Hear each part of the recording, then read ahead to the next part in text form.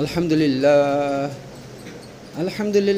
नहमदुहु व नस्तईनुहु व नस्तगफिरुहु व नु'मिनु बिही व नतवक्कलु अलैहि व नऊज़ु बिल्लाहि मिन शुर्रि अनफुसिना व मिन सय्यिआति अअमालिना मन यहदिहिल्लाहु फला मुदिल्ल लहु व मन युद्लिलहु फला हादिय लहु व अशहदु अन ला इलाहा इल्लल्लाहु वहदहु ला शरीका लहु व अशहदु अन्ना मुहम्मदन अब्दुहु व रसूलुहु अम्मा बाद फ़इन्ना खैरल हदीस किताबुल्लाह व खैरल हदी हदी मुहम्मद सल्लल्लाहु तआला अलैहि वसल्लम व शर्रल उमूरि मुहदसातुहा व कुल्लु मुहदसातिन बिदअह व कुल्लु बिदअतिन दलाला व कुल्लु दलालतिन फिन्नार। सदाकाल्लाहुल अलियुल अज़ीम। तो আমি पवित्र कुरान থেকে এবং হাদিস থেকে আপনাদের সামনে রোজার ফজিলত বর্ণনা করছি। তো রোজার কি ফজিলত আছে দেখেন, আল্লাহ তাআলা কোরআনের মধ্যে বলছেন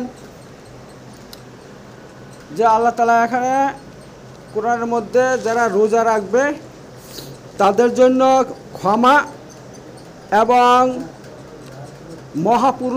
মহাপুরস্কারের ঘোষণা দিয়েছেন আল্লাহ তাআলা। আল্লাহ তাআলা এখানে বলছেন দেখেন,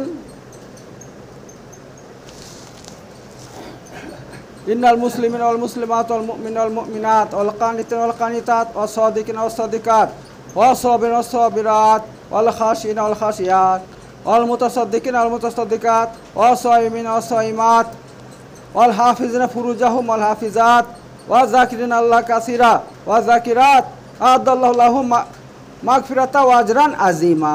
সাদাকাল্লাহুল আলিয়ুল আযীম। তো আল্লাহ তাআলা এখানে 10 প্রকার ব্যক্তির জন্য বলছেন আ'আদাল্লাহু লাহুম মাগফিরাতা ওয়া আজরান আযীমা। আমি তাদের জন্য তৈরি করে রেখেছি কি মাগফিরাত মানে ক্ষমা, ওয়া আজরান আযীমা এবং মহা পুরস্কার। আল্লাহ তাআলা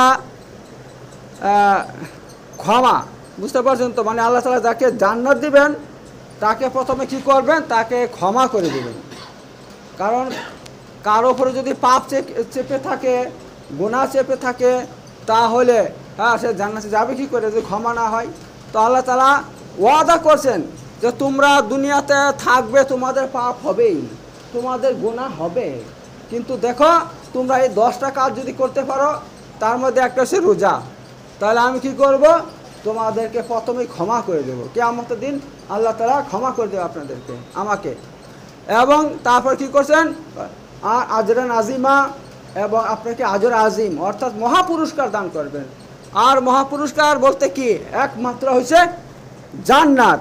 ঠিক আছে, তাহলে জান্নাতের গ্যারান্টি, যারা রোজা রাখবে ইনশাআল্লাহ তাদের জন্য জান্নাতের গ্যারান্টি। তো আমি এখানে এগুলো একটু বলে দেই, তর্জমাটা করে দেই। ঠিক আছে, এই 10টা গুণ যদি থাকে, 10টা গুণের মধ্যে একটা থাকলেও আপনি জান্নাত পেয়ে যাবেন। একটা গুণ কি, ওয়াসাইমিন ওয়াসাইমা, যদি রোজাদার পুরুষ হয় আর রোজাদার নারী হয়। 1 নম্বর, ইন্নাল মুসলিমিন ওয়াল মুসলিমাত, যদি মুসলমান পুরুষ, অবশ্যই মুসলমান পুরুষ এবং মুসলমান নারী। ওয়াল মুমিন ওয়াল মুমিনাত, এবং মুমিন পুরুষ মুমিন নারী। ওয়াল কানিতিন ওয়াল কানিতাত, এবং ফরমা বরদার মানে যারা আল্লাহ এবং রসুলের হুকুম মেনে চলে এরকম পুরুষ এবং নারী। অসাদিকিনা অসাদিকাত, সত্যবাদী পুরুষ এবং সত্যবাদী নারী।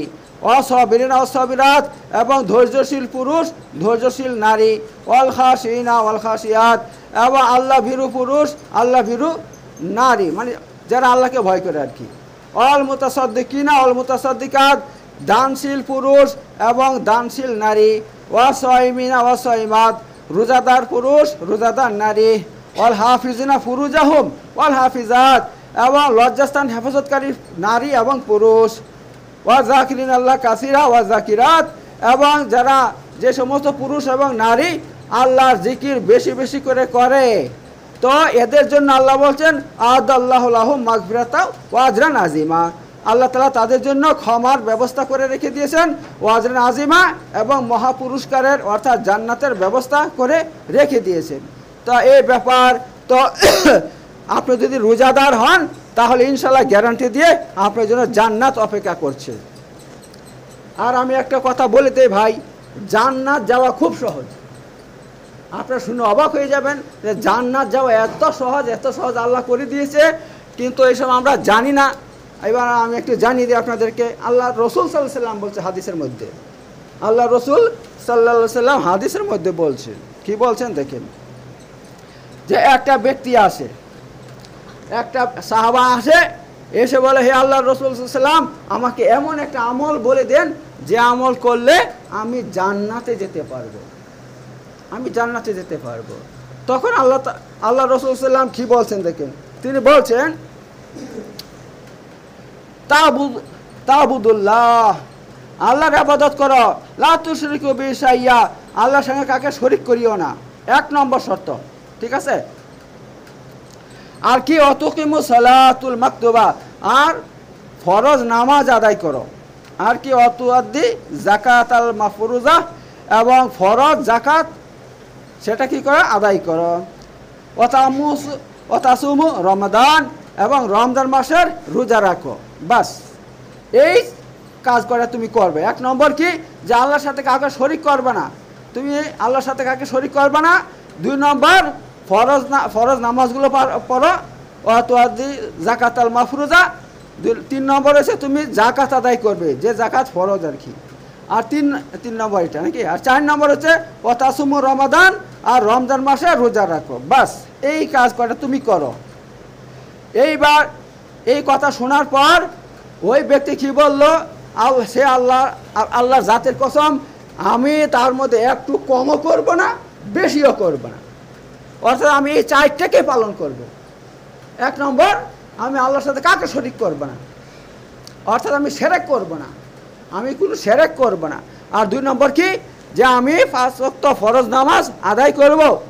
3 নম্বর, যদি আমার জাকাত ফরজ হয়ে যায় আমি জাকাত দিব।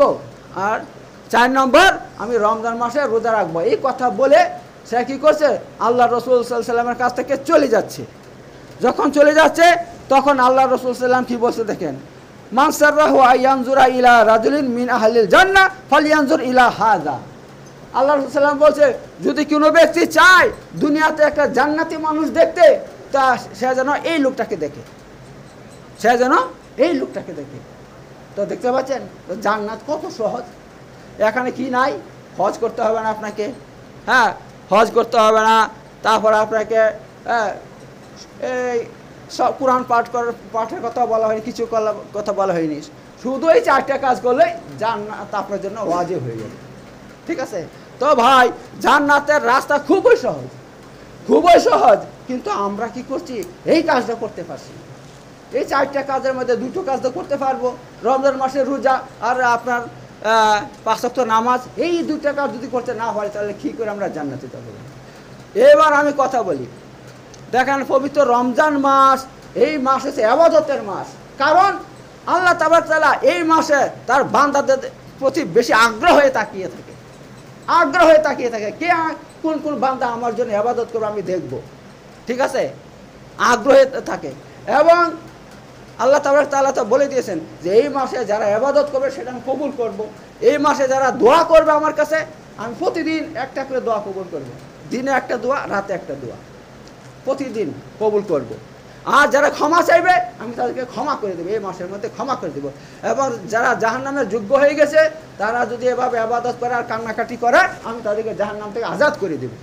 আল্লাহ তাবারক তাআলা এই কথা বলেছেন। তো এই রমজান মাস ইবাদতের মাস, এই মাসে আল্লাহ তাবারক তাআলা সবার ইবাদত কবুল করে। এবার কথা হইল, ইবাদত আপনি যতই করেন আপনার মধ্যে 3টা গুণ থাকতে হবে। 3টা গুণ থাকলে তবেই আপনার ইবাদত আল্লাহ কবুল করবে। আর যদি ইবাদত এই 3টা না থাকে, ইবাদত আল্লাহ কবুল করবে। অর্থাৎ ইবাদত কবুল হওয়ার জন্য 3টা শর্ত আছে ভাই। 3টা শর্ত যদি আপনার থাকে তাহলে আপনার ইবাদত আল্লাহ কবুল করবে। নম্বর 1, ইখলাস থাকতে হবে। ইখলাস মানে কি, আমি যা কিছু করব আল্লাহকে খুশি করার জন্য করব। এই ইখলাস 1 নম্বরে থাকতে হবে আমাদের মধ্যে। যে আমরা যে এই রমজান মাসে রোজা রাখছি বা নামাজ পড়ছি বা অন্য কিছু করছি, তার উদ্দেশ্য কি, একমাত্র আল্লাহকে রাজি করার জন্য করছি।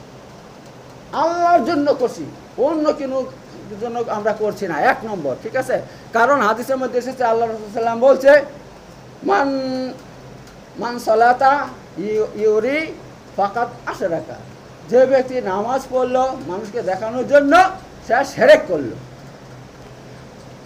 ওমান সামা ইউরি ফাকাত আশরাকা, যে ব্যক্তি মানুষকে দেখানোর জন্য রোজা রাখলো সে শিরক করলো। বুঝতে পারছেন? অর্থাৎ আমি যে আল্লাহর জন্য করি কাজটা, সেটা আমার জন্য কল্যাণ হয়ে যাবে, আমার জান্নাতের কারণ হয়ে যাবে, আমি জান্নাতি হয়ে যাব। আর ওইটা যদি আমি মানুষকে দেখানোর জন্য করি বা অন্য কোনো কারণে করি, তাহলে ওইটা আমার জাহান্নামে যাওয়ার কারণ হয়ে যাবে। শুধু জাহান্নামে নয়, সে জাহান্নামে সারা জীবন থাকতে হবে। কারণ কি, আল্লাহ নবী সাল্লাল্লাহু আলাইহি ওয়াসাল্লাম বলছে যে ব্যক্তি লোক দেখানোর জন্য ইবাদত করলো সে শিরক করলো। আর শিরক এমন জিনিস, কোরআনের মধ্যে আল্লাহ তাআলা বলছে যে ব্যক্তি শিরক করবে আমি তার জন্য জান্নাতকে হারাম করে দিলাম। 14 পারার মধ্যে আল্লাহ তাআলা বলছে যে আমি তার জন্য জান্নাতকে হারাম করে দিয়েছি। যে ব্যক্তি শিরক করবে তার জন্য জান্নাত হারাম, জান্নাতে গন্ধ পাবে না। আর যারা মুশরিক শিরক করে তারা আর কাফেরের মধ্যে কোনো পার্থক্য নাই। কারণ কাফেররা কোনোদিন জাহান্নাম থেকে বের হবে না, আর যারা শিরক করবে তারা কোনোদিন জাহান্নাম থেকে বের হবে না। উভয়ে জাহান্নামের মধ্যে আজীবন থাকবে, আজীবন থাকবে। এত দেখেন, যদি ইবাদতটা আল্লাহর জন্য না হয়, লোক দেখানোর জন্য হয়, তাহলে সেটা শুধু এই নয় যে সেটা আপনার বাতিল হয়ে যাবে, বরং ওই এরকম ইবাদত করার জন্য আমাদেরকে আজীবন জাহান্নামের আগুনে জ্বলতে হবে। এর জন্য আমরা কি করব? আমরা সমস্ত ইবাদত, যে কোনো ইবাদত করব, আগে নিয়ত করে নেব কি আল্লাহ তোমার জন্য করছি, আল্লাহ তোমার জন্য করছি, কোনো লোক দেখানোর জন্য করছি না, কোনো অন্য উদ্দেশ্যে আমরা ইবাদত করছি না। আমাদের নিয়তটা প্রথমে কি হবে? এভাবে ক্লিয়ার হইতে হবে। 1 নম্বর হয়ে গেল। 2 নম্বর হচ্ছে আপনার হালাল, আপনার রিজিক হালাল হইতে হবে। ঠিক আছে, আপনি যে ইবাদত করছেন, ইবাদতের আগে যে খাবারটা খাচ্ছেন বা ইবাদতের পর খাবারটা খাবেন, সেটা আপনার হালাল হইতে হবে, হালাল হইতে হবে। যদি হালাল না হয়, হারামের হয়, তাহলে সে ইবাদত কবুল হবে না। এবার আপনার সামনে যে খাবারটা এসেছে সেটা হারাম, ওইটা বলছি না আমি, ওইটা হারাম হইতে পারে, অথবা আপনার কামাইটা হারামের পথে হইতে পারে। অনেকে যাদের জীবিকাই হারাম, হ্যাঁ, মানুষকে ঠগিয়ে ইনকাম করে, ঠিক আছে, বা মানুষকে ধোঁকা দেয়, বা সুদ খায় বা ঘুষ খায়, যে কোনো উপায়ে হারাম খাচ্ছে। ঠিক আছে, যদি এরকম যে কোনোভাবে আমরা হারাম যদি খাই, হারামের খাবার যদি পেটে পড়ে যায়, আর আমরা যতই ইবাদত করব, একটা আল্লাহ কবুল করবে না, একটা ইবাদত কবুল হবে না। এই জন্য ভাই আমরা কি করে নেব? খাবারটাকে হালাল করে নেব। ভাই হালালের খাবার, শাকসবজি হোক, শাকসবজি হোক, হ্যাঁ, ভর্তা হোক, আলুর ভর্তা হোক, সেটা আল্লাহর কাছে উত্তম, সেটা আল্লাহর কাছে উত্তম। এবং যে ব্যক্তি হালাল খাবে, সে যদি শাকসবজিও খায়, সে বুদ্ধিমান, সে মহাবুদ্ধিমান সে। আর যে হারাম খায় ভাই, যে হারাম খায়, সে মাছ, মাংস, গোশ, ডিম, পোলাও, কুরমা, বিরিয়ানি, যত কিছু খায়, ওইটা তার কোনোই কাজে লাগবে না ভাই, কোনো কাজে লাগবে না। কারণ আল্লাহ নবী সাল্লাল্লাহু আলাইহি ওয়াসাল্লাম বলছে, যে ব্যক্তি হারামের কামাই দিয়া যার শরীর প্রতিপালন করে, তার শরীরটা জাহান্নামের জন্য যথেষ্ট, তার শরীরটা জাহান্নামের জন্য যথেষ্ট। এর জন্য আমরা ভাই হারাম থেকে বেঁচে থাকার চেষ্টা করব, হারাম কখনো খাবো না। হ্যাঁ, হালাল পথে আমরা কি করব? উপার্জন করব। 2 নম্বর হয়ে গেল। 3 নম্বর হচ্ছে আমরা যে সমস্ত আমল করব, সে আমলটা কি হইতে হবে? আমাদেরকে রাসূলুল্লাহ সাল্লাল্লাহু আলাইহি ওয়াসাল্লামের তরিকা মোতাবেক হইতে হবে। কারণ কোনো বেদাতি আমল যদি আমরা করি, সে আমল আমাদের জন্য কোনোদিন কল্যাণ হবে না। বেদাতি আমল আল্লাহ কবুল করবেন না, বরং যারা বেদাত করবে, হাদিসের মধ্যে এসেছে, বুখারীর মধ্যে এসেছে, আল্লাহ তাবারক তাআলা কিয়ামতের দিন তার ফরজ এবং তার নফল, তার কোনো ইবাদত কবুল করবে না। ঠিক আছে, যারা বেদাত করবে, আল্লাহ তাআলা কিয়ামতের দিন তার ফরজ, নফল কোনো ইবাদতই কবুল করবে না আল্লাহ তাআলা। এই জন্য আমরা বেদাত করবো না ভাই। আমরা যে আমল করব, দেখব হাদিসের মধ্যে তার অস্তিত্ব আছে কিনা, আছে কিনা। যদি থাকে তবে আমরা সে আমলটা করব, না থাকলে সে আমল করব না। অর্থাৎ আমরা প্রতিটা আমলের মধ্যে আমরা এই 3টা কাজ করব। ঠিক আছে, অর্থাৎ আমরা একলাসের সাথে করব। 2 নম্বর আমরা হালাল খাবো, হালাল খেয়ে সে আবাদতটা করব। নম্বর 3 সে আমলটা রাসূল সাল্লাল্লাহু আলাইহি ওয়াসাল্লামের তরিকা মোতাবেক করব, কারণ প্রতিটা আমল আমরা দেখতে পাই হ্যাঁ 2 রকম। প্রতিটা আমল আপনি নামাজ পড়বেন, আল্লাহ সাল্লাল্লাহু আলাইহি ওয়াসাল্লাম বলেছে সল্লু কামা রাআইতুমুনি উসাল্লি, তোমরা তেমনভাবে নামাজ পড়ো যেমনভাবে আমাকে নামাজ পড়তে দেখছো, যেমনভাবে আমাকে নামাজ পড়তে দেখছো। তো আল্লাহ রাসূল কীভাবে নামাজ পড়ছে, সে আল্লাহ রাসূলের নামাজ আমরা কোথায় খুঁজে পাবো? একমাত্র হাদিসের মধ্যে আছে। হাদিসের মধ্যে যে আমরা যে নামাজটা পড়ি, হ্যাঁ এটা আল্লাহ রাসূলের নামাজ, একদম হাদিস থেকে প্রমাণিত। ঠিক আছে, তাছাড়া আবার অন্য রকমের নামাজ আছে, অন্য রকমের নামাজ আছে যে নামাজের পদ্ধতি হাদিসে নাই, কোনো কিতাবে নাই। হ্যাঁ সেদিকে আমি যাচ্ছি না, ওইদিকে যাচ্ছি না।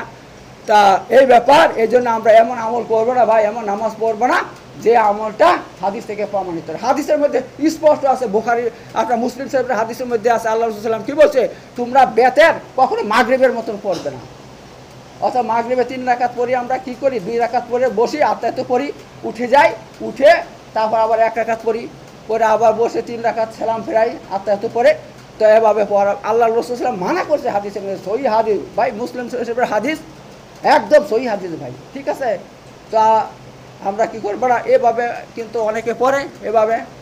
তাই আমি আপনাদেরকে বলছি, আমাদের আমল কি হইতে হবে, হাদিসের সঙ্গে মিল থাকতে হবে। আল্লাহ নবী সাল্লাল্লাহু আলাইহি ওয়াসাল্লাম যেভাবে পড়ছে সেভাবে আমাদেরকে করতে হবে, এভাবে নামাজ পড়তে হবে। তো এই ব্যাপার। এবার আমি আপনাদের সামনে রোজার ফজিলত বর্ণনা করছি, রোজার। ঠিক আছে, আর জান্নাতের একটা হাদিস বলে দিলাম, জান্নাত যাওয়া কত সহজ। হ্যাঁ 4টে কাজ করলে আপনি জান্নাতে যেতে পারবেন। 1 নম্বর আল্লাহর সাথে শিরক করবেন না। নম্বর 2 ফরজ নামাজ পড়বেন, ফরজ যাকাত দেবেন, আর রমজান মাসে রোজা রাখবেন, বাস।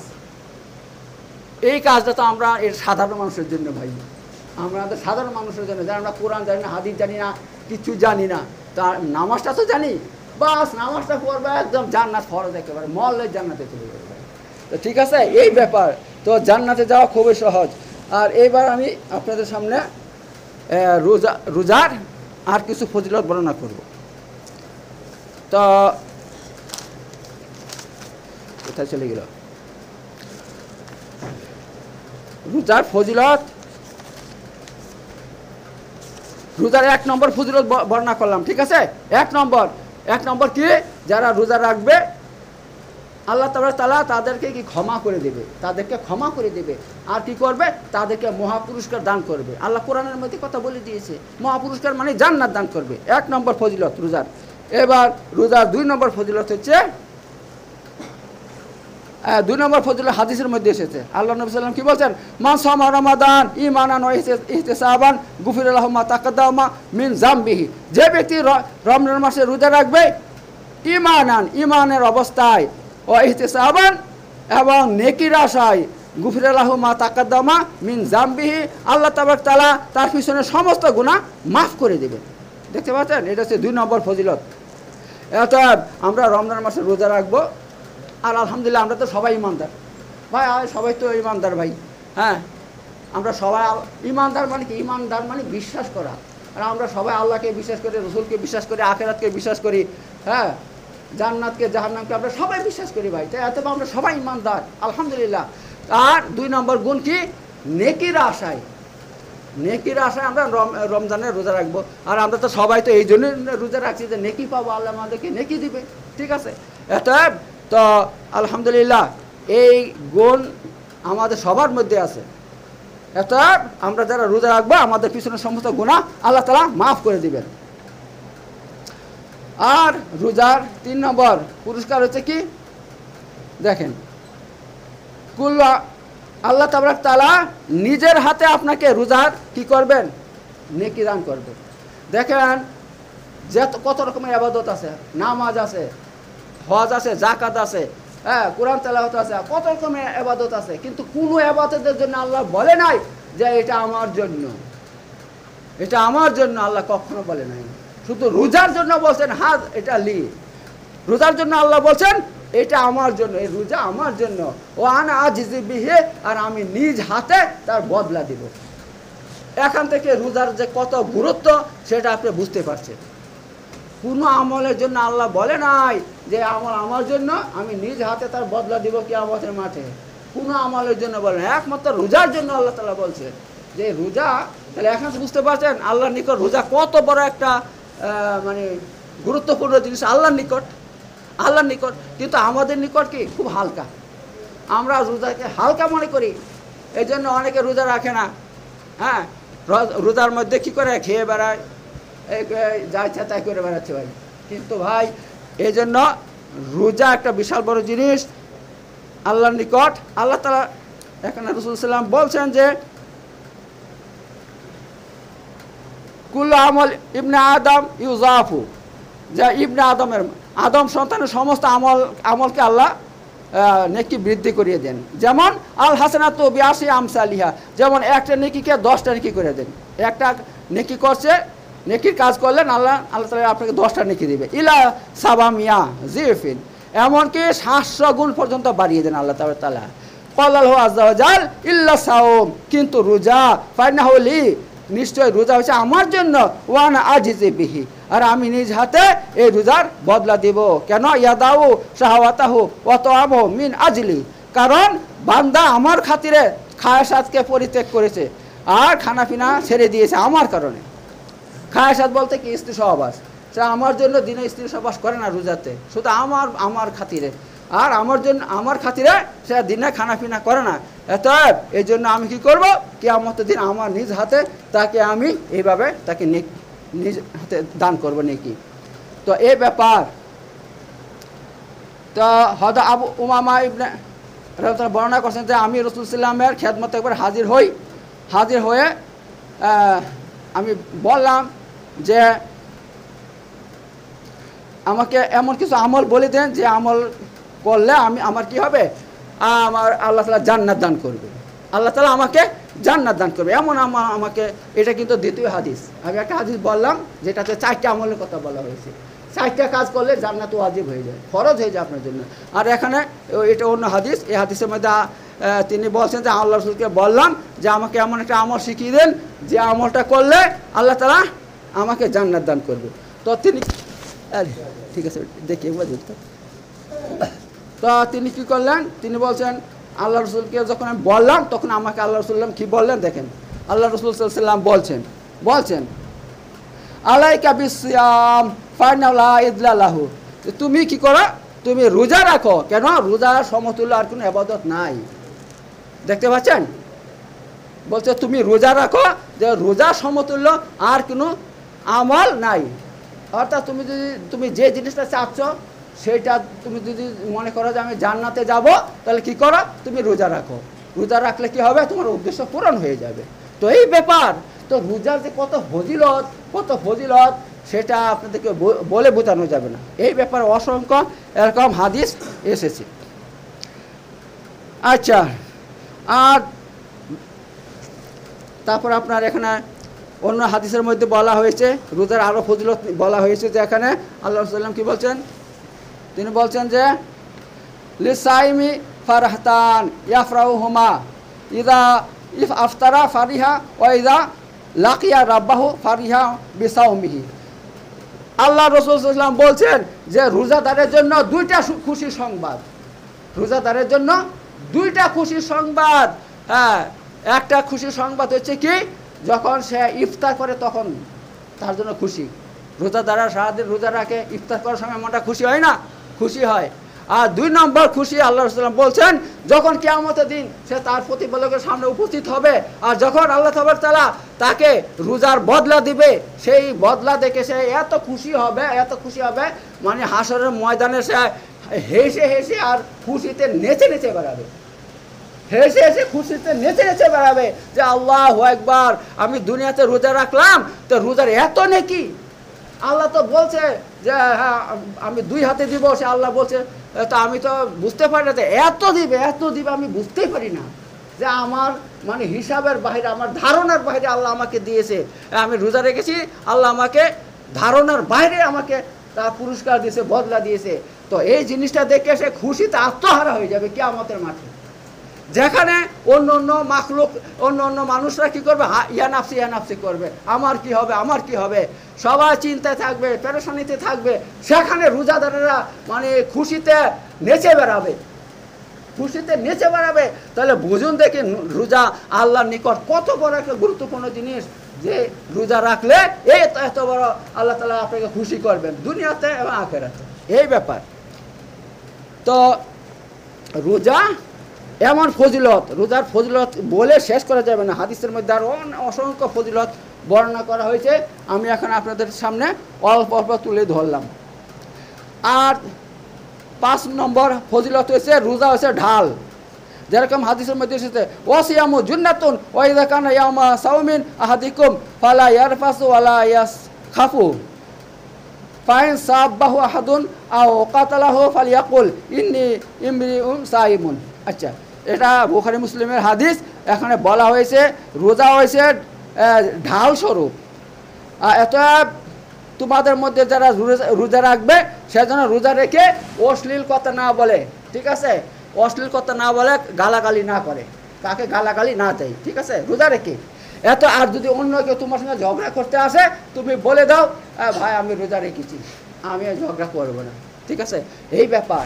আরেকটা কথা বলে দিয়ে, রোজার 2টা দিক আছে, একটা হচ্ছে প্রকাশ্য দিক, একটা হচ্ছে গোপন দিক। প্রকাশ্য দিক কোনটা? আমরা সকাল থেকে সন্ধ্যা পর্যন্ত আমরা কি করি, না খেয়ে থাকি, এটা হচ্ছে প্রকাশ্য দিক। আর গোপন দিকই, গোপন দিক হচ্ছে আমরা রোজা অবস্থায় কি করি, রোজা অবস্থায় আমরা কি করবো না, কার সঙ্গে ঝগড়া করবো না, কাউকে গালি দিব না, ঠিক আছে, খারাপ কিছু দেখবো না, হ্যাঁ, খারাপ কিছু দেখবো না, অন্যায় কিছু দেখবো না, যে সেটা যে কিছুই হোক, যে কিছু খারাপ জিনিস আমরা দেখবো না।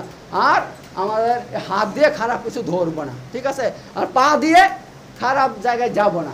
এইটা হচ্ছে আপনার বাতিনি দিক রোজার, ঠিক আছে, এটা হচ্ছে গোপন দিক বলা হয়। এবার যদি আমরা রোজা তো রাখলাম, সকাল থেকে নিয়ে সন্ধ্যা পর্যন্ত রোজা রেখেছি, কী করছি, কিচ্ছু খাইনি, পানিও খাইনি, কিচ্ছু খাইনি, অথচ আমরা অন্যদিকে কী করছি, একটা যখন 3-4টা লোক বসার পর সেখানে আমরা দেখা গেল গিবত শুরু করে দিলাম, হ্যাঁ, অথবা মিথ্যা কথা বলতে শুরু করে দিলাম, অথবা যে কোনো মানে মানুষ নিয়ে সমালোচনা করছে আর কি, এসব করতে লেগেছি। তাহলে কি হবে, আমি যে রোজা রেখেছি, রোজা কিন্তু সেটা আমার একদম হবে না, সেটা রোজাটা আমার কি হয়ে গেলো, নষ্ট হয়ে গেল। কারণ আল্লাহ তাআলা বলছে, হাদিসে কুদসির মধ্যে বলছে, যে ব্যক্তি রোজা রেখে মিথ্যা কথা বলে এবং পরচর্চা করে, হ্যাঁ, তাকে বলে দাও, তাকে সকাল থেকে সন্ধ্যা পর্যন্ত এভাবে ভোকা থাকার দরকার নেই, তার এই রোজার আমার কোনো দরকার নেই, আল্লাহ তাআলা বলেছে, ঠিক আছে। তো এতে আমরা যে রোজা রাখি, যদি এভাবে রাখি যে রোজা খাইনি, সারাদিন কিচ্ছু খাচ্ছি না, কিন্তু কি করছি, কারো গীবত করছি, কারো কিছু করে দিচ্ছি, মিথ্যা কথা বলছি, এইসব যদি করি, তাহলে কেমন রোজা হয়ে গেলে বলবো। দেখুন একটা ডিমটা ভালো ডিমটা যদি আপনি এভাবে হাত থেকে ফেলে দেন, মাটির মধ্যে পড়ে যায়, ভেঙে একদম মাটিতে লেগে গেল, সেটা তুলে খেতে পারবেন না, ঠিক আছে। আরেকটা ডিম আছে, ভালো ডিম আছে, সেটা মানে ভালো বলতে কি, দেখতে ভালো, কিন্তু ভিতরে যখন ভাঙবেন সেটা পচাতে, সে পচা ডিম খেতে পারবেন, এই 2টা ডিমই খেতে পারবেন। তো এরকম আপনার রোজাটা দেখতে কিন্তু এরকম উপর দিয়ে ভালো, কিন্তু এরকম একদম ভাঙ্গা ডিমের মতন হয়ে যাবে, কোনো কাজে লাগবে না, ঠিক আছে। তো এই ব্যাপার, এই জন্য আমরা রোজা কী করবো, যেরকম জাহেরিভাবে ঠিক রাখবো রোজাকে, তার বাতিনটাকেও ঠিক রাখবো, গোপন দিকটাকেও ঠিক রাখবো, অর্থাৎ আমরা রোজা, তবে আমাদের রোজা পূর্ণতা পাবে, পূর্ণ রোজা হবে সেটা, ঠিক আছে। তা আমরা শুধু সারাদিন উপাস থাকবো না, তার সঙ্গে সঙ্গে কী করবো, আমরা সকল প্রকারের যে মানে কাজ থেকে, আমরা খারাপ কাজ থেকে দূরে থাকবো, বিরত থাকবো ইনশাল্লাহ, তবে আমাদের রোজাটা ঠিক হবে। তো রোজা হয়েছিল ঢাল স্বরূপ, ঠিক আছে, আল্লাহ রাসূল সাল্লাল্লাহু আলাইহি ওয়াসাল্লাম বলছেন। অন্য হাদিসের মধ্যে আল্লাহ রাসূল সাল্লাল্লাহু আলাইহি ওয়াসাল্লাম একদম পরিষ্কারভাবে বলছেন, কি বলছেন, আসিয়ামু জুন্নাতুম মিনান নার, হ্যাঁ, রোজা হয়েছে জাহান্নামের আগুন থেকে ঢাল স্বরূপ, ঠিক আছে, জাহান্নামের আগুন থেকে কাজুনাতা হাদিকুম মিনাল কিতাল, যেমন দুনিয়ার ইয়া থেকে, যুদ্ধ থেকে তোমাদেরকে ঢাল বাঁচিয়ে দেয় তোমাদেরকে, তেমনিভাবে এই রোজা তোমাদেরকে জাহান্নামের আগুন থেকে বাঁচিয়ে দেবে, কারণ কিয়ামতের দিন 2টা জিনিস আল্লাহর সামনে মানুষের জন্য সুপারিশ করবে। আপনি যে রোজা রাখছেন, সে রোজাটা কিয়ামতের দিন একটা রূপ, মানুষের রূপ ধারণ করবে। রূপ ধারণ করে আল্লাহকে বলবে, হে আল্লাহ তাআলা, আমি এই ব্যক্তির রোজা, সে আমাকে রেখেছিল দুনিয়াতে, তো সে আমাকে রোজা রেখেছিল, তো তুমি যতক্ষণ পর্যন্ত ওকে ক্ষমা না করবা, ওকে জান্নাত না দেবা, আমি তোমার কাছে সুপারিশ করবই, তুমি আমার সুপারিশটা কবুল করো। তো তখন আল্লাহ তাআলা তার সুপারিশ কবুল করবে, ঠিক আছে, রোজার সুপারিশ কবুল করে আপনাকে জান্নাত দিয়ে দেবে। তেমনই ভাবে 2 নম্বর আল্লাহ রাসূল সাল্লাল্লাহু আলাইহি ওয়াসাল্লাম বলছে, কোরআন শরীফ বলবে, হে আল্লাহ তাআলা, এই ব্যক্তি আমাকে রাতে আমাকে পড়তো, তার ব্যাপারে আমার সুপারিশ কবুল করো। আল্লাহ তাআলা হাদিসের মধ্যে এসেছে, আল্লাহ নবী সাল্লাল্লাহু আলাইহি ওয়াসাল্লাম বলছেন, আল্লাহ তাআলা এই কোরআনের সুপারিশও কবুল করবে, ঠিক আছে। শুনেন, এই যে রোজার মধ্যে আমরা রাতে তারাবি নামাজ পড়ি, এই তারাবি নামাজ ইমাম সাহেব পড়ছে, আপনারা থাকছেন, উপস্থিত থাকছেন, আপনার পিছনে বসে বসে শুনছেন, দাঁড়িয়ে শুনছেন, তাহলে এই দুটো জিনিসের সবারই উপকার পাবো আমরা। আমি পড়ছি, আমিও জান্নাতে যাব, আপনার পিছনে দাঁড়িয়ে শুনছেন, তো এই কোরআন শরীফ আপনারা শুনছেন, সেই কোরআন কিয়ামতের দিন আপনার সুপারিশ করবে, আপনাকে সে জান্নাতে নিয়ে যাবে। এতে আমরা ইমাম এবং যারা ইমামের পিছনে নামাজ পড়ে সবাই জন্য এই রোজা এবং কোরআন সুপারিশ করবে, ইনশাল্লাহ আমরা সবাই আলহামদুলিল্লাহ জান্নাতে যাব। তো এই ব্যাপার, রমজান মাস, রোজার মাস খুব গুরুত্ব মাস। এই মাসের যে অসংখ্য হাদিস এসেছে, এই হাদিস বলতে গেলে 2-3 মাস লেগে যাবে, একদিনে শেষ হবে না, ঠিক আছে। তো যাই হোক, যারা আমল করবে তাদের জন্য অল্পতেই যথেষ্ট, বেশি বলার দরকার নেই। আচ্ছা, আমরা আমলটা বেশি বেশি করে করবো ভাইজান, ইনশাআল্লাহ। বারাকাল্লাহু ফিকুম আযীম ওয়া নাফা'না বিযিকরিল হাকীম ইন্নাহু তাআলা জাওয়াদুন কারীমুল মালিকুল বারুর রাউফুর রহিম।